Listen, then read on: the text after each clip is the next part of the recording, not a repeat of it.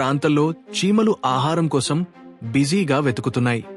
అప్పుడు ఒక చీమ నీటికి చాలా దగ్గరగా వెళ్లి జారి నీటిలో పడిపోయింది. సహాయం చేయండి అని తన చిన్న స్వరంలో అరిచింది. నీటి ప్రవాహం చీమను దూరంగా లాగుతూ పోయింది. తీరంలో ఉన్న ఇతర చీమలు ఇది చూసి ఆందోళన చెందాయి. కాని వాళ్లు ఏమి చేయగలరు? ఒక పావురం ఎగురుతూ అక్కడికి వచ్చింది. ఆ చీమ నీటిలో ఇబ్బంది పడుతుందన్నది చూసి వెంటనే చెట్టు నుంచి ఒక చిన్న కొమ్మను విరిచింది. ఆ కొమ్మను నీటిలో పడేసింది. చీమ దానిపైకి ఎక్కి ప్రాణాపాయం నుంచి బయటపడింది. తీరంలో ఉన్న చీమలు ఆనందంతో కేకలు వేస్తూ పావురానికి ధన్యవాదాలు చెప్పాయి. కొన్ని రోజుల తర్వాత ఒక వేటగాడు వచ్చాడు పావురాలను పట్టుకోవడానికి. అతని చేతిలో విషం పూసిన కొమ్మలు ఉన్నాయి.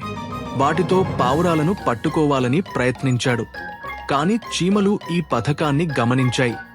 మన మిత్ర పావురాన్ని రక్షించాలి అని నిర్ణయించుకున్నాయి.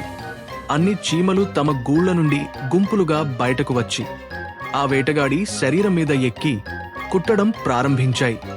వేటగాడు నొప్పితో అల్లాడుతూ తన చేతిలో ఉన్న విషపూసిన కొమ్మలను నీటిలో వేసి ఎంత వీలైతే అంత వేగంగా పారిపోయాడు.